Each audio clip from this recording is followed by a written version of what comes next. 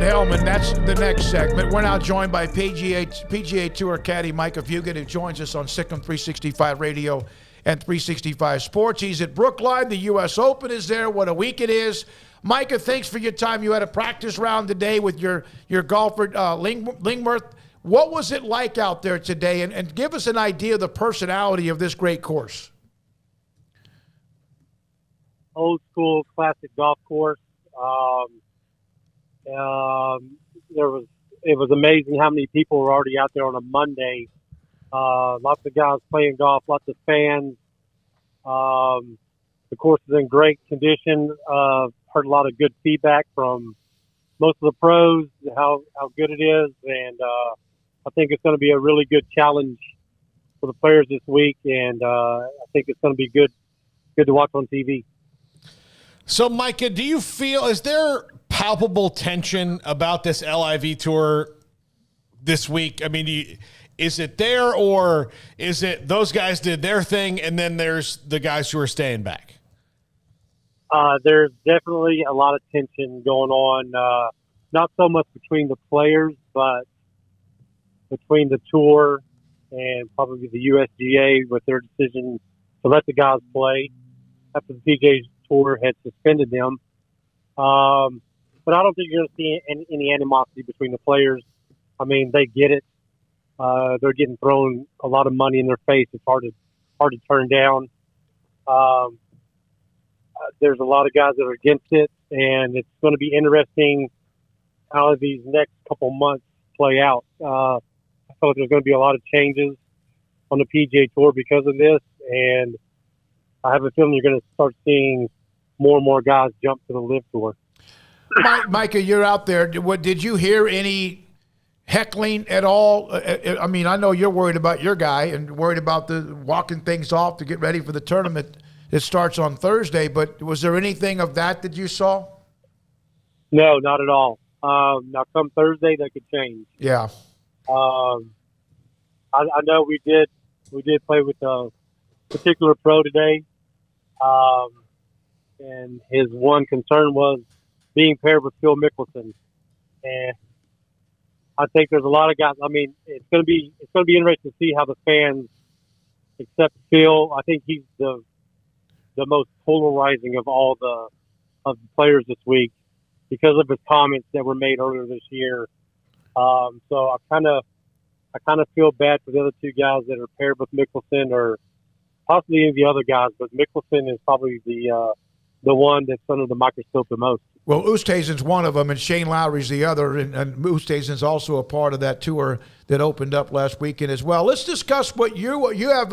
Lingmerth, who's won the tournament, won the Memorial, which is a prestigious non-major.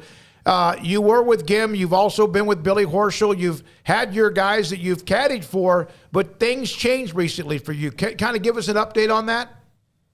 Yeah. Doug and I had a great run, almost 3 years.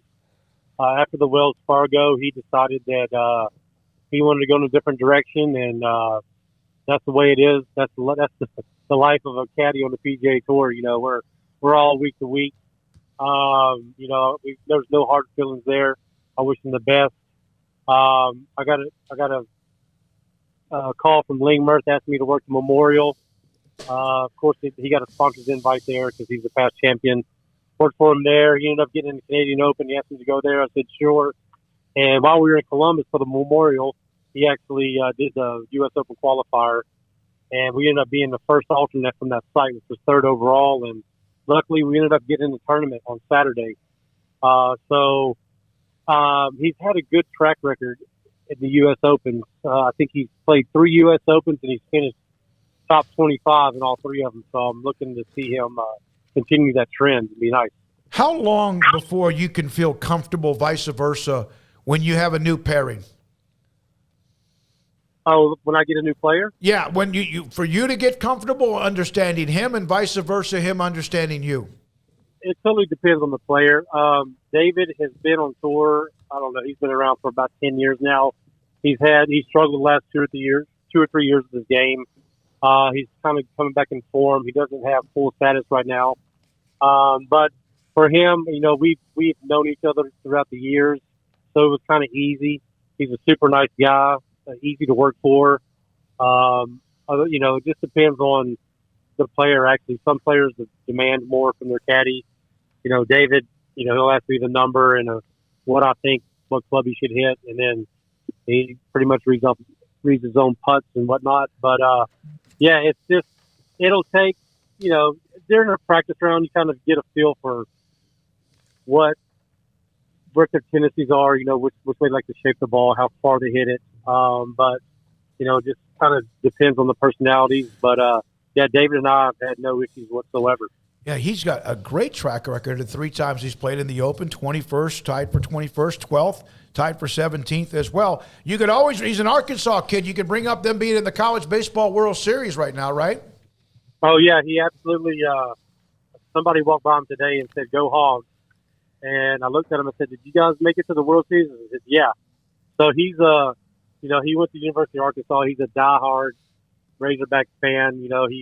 He told me he loved to go into the football and basketball games while he was in school there, and keeps up with the Razorbacks. And yeah, he's a great fan of the Razorbacks for sure. I had somebody ask me this who I played golf with this past weekend, and now you obviously would get a percentage of wherever he is if he makes the cut for the weekend, correct? Could be 3, 5, 10, 12%, depending on whatever you have the agreement.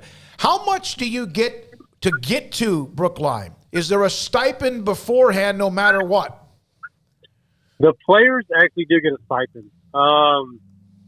We don't really see any of that. We, as caddies on the PGA Tour, we have an agreement with our players as far as a weekly salary, which basically only pays for our expenses. Some guys, get paid more weekly, but that's basically just to kind of get you from week to week. And the only way we really make our money is if our player makes a cut and get that percentage of the money. Is there also a caddies pool now and has that always been around? Because I didn't know much about that. I read that somewhere that there's a caddies pool. Is there anything with that as well? I'm not sure. Like as far as the USGA or? Well, I didn't know based on the tournament. I know you get a percentage from your pro, the guy who you're with, but I didn't know if there was any kind of because one of the things about the new tour, and you know this, Micah, I'm sure you know this, is that there's also some guarantees even for the caddies with a lot of what they do, the hospitality, the travel, the amenities, or whatever else. Is that something you think the PGA Tour will ever look at? I think they're going to have to. Because as of right now, I know this first event in London, caddies and players and even the coaches, and I don't know how far down the line as far as team members go, but their airfare was taken care of. Hotels put up, free food. I think they had like parties and dinners every night.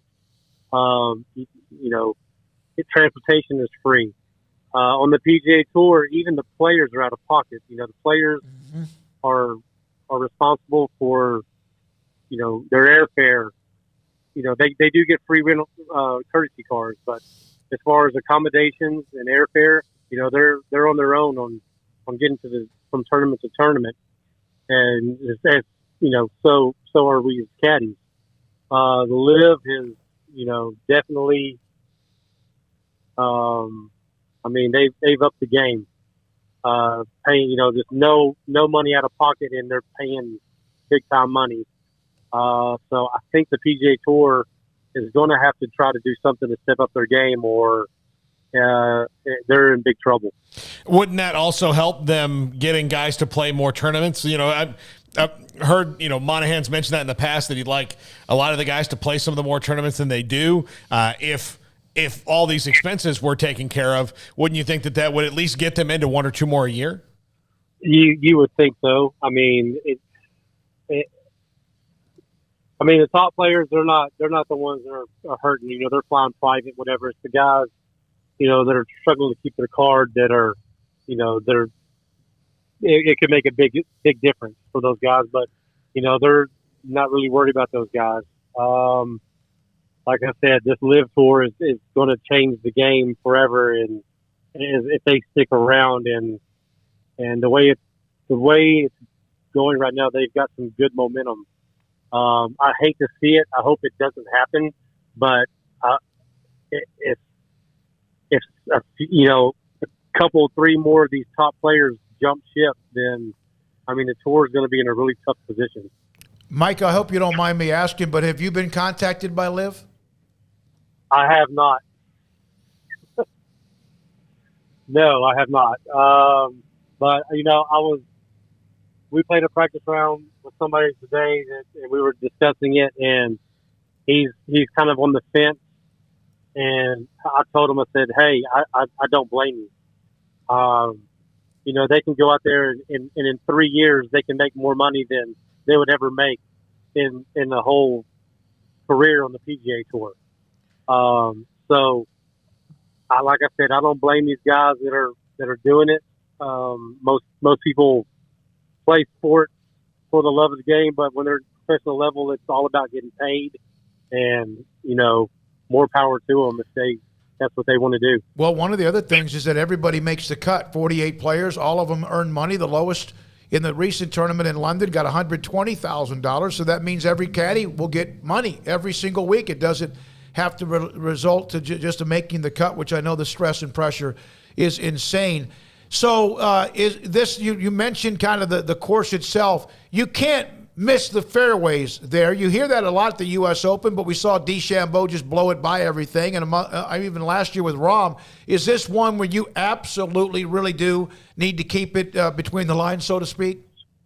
Yeah, I mean, any course is like that, and most of the U.S. Open courses are. But I will say this, the rough just off the fairways is not your typical U.S. Open rough where it's 4 inches tall. It's a couple inches. It's very playable. But if you hit it way off line, they have the tall fescue that's, you know, about knee deep. So if you hit a foul ball, you're going to get penalized. If you barely miss the fairway, you know, it's still going to be playable. The rough around the green, kind of similar. It's spotty. But, I mean, obviously the longer hitters that hit the fairway is going to have a huge advantage. You have very small greens with a lot of slope in them.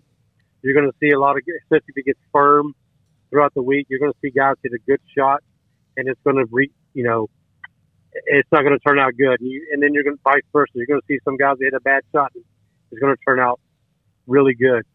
I think it's very fair. So far, it's not crazy firm, but the USGA likes to turn off the water and let it firm up. So it'd be interesting to see how it plays this weekend. But yeah, it's always a priority to hit the fairways. But like I said, it's not your typical U.S. fairway rough, just off the fairways. What will you shoot there if you teed it up? Okay, so I play Cottonwood all the time, and I'm probably about a two handicap around that place. And so I've only played the gold tees at Cottonwood a handful of times, and that's 7,200 yards, which is about what this course is. And I think my best score from the gold is probably around 75 or 76, but I would do good to probably break 100. And I know I mentioned that because I know you're really, really good, because Kenny Duron mentions that all the time whenever I've asked him about you and what you're doing and whatever. So I know you can play it. You're almost a scratch handicap. How much do you think, Mike, and we appreciate your time, I know it's a busy time, the Rory McIlroy, Justin Thomas, Tony Finau threesome closing out the Canadian Open, and how much attention that got? How important do you think that might have been for at least the pride of the PGA Tour? It was huge. I mean, if you look at that first page of that leaderboard, you know, you had Justin Rose up there, you had Tony Finau, you know, you had a lot of the big name guys, and I know Jay Hamahan was there, and he did a TV interview during the broadcast, and I'm sure he was very happy. But this, you know, Rory's kind of one of the greater ambassadors we have out here on the PGA Tour, and you know, as long as he and JT stay on board, I think the PGA Tour is going to be fine. But yeah, I think that was huge. I mean, we didn't quite make the cut last week. We missed it by a shot, but the crowds were great. And from what I saw on TV, you know, it had a great atmosphere. And, you know, I think it was really, really good. And I mean, I know those people down at Ponte Vedra, Jay Monahan and the rest of the PGA Tour people down there are just shaking in their boots right now. But that was probably, they were all very happy to see that, the champion of Rory and that leaderboard that they had. Micah, thank you, buddy. Appreciate your time, and good luck this week with David, also with your play, yourself, with helping him get through that course. We appreciate it. I hope you do well. All right. Thank you, Dave. Thank you very much. David Lingmerth, by the way, Lingmerth. He won the Memorial. Who's on the bag is Micah Fugitt from near the Waco area. Hell of a golfer himself. We appreciate that. He basically was very honest about it. The PGA Tour has some issues, and one of them might be how the caddies automatically, everybody makes the cut. $120,000 for the last place 48th player. He automatically makes money, no matter if he's 15 or 25 over par. That means the caddy makes money. Caddies and also others, the amenities, the travel, the accommodations taken care of, and that is something that the PGA Tour will have to look at. There were leagues like the AFL. They were the Rebel League. The ABA, the Rebel League. Eventually, they merged with the bigger leagues. I don't know if that's going to happen here. There's a lot of bad blood, but there was a lot of bad blood with those as well. There was a lot of differences. But we'll see what happens with the PGA Tour and also Liv as they move forward. When we come back,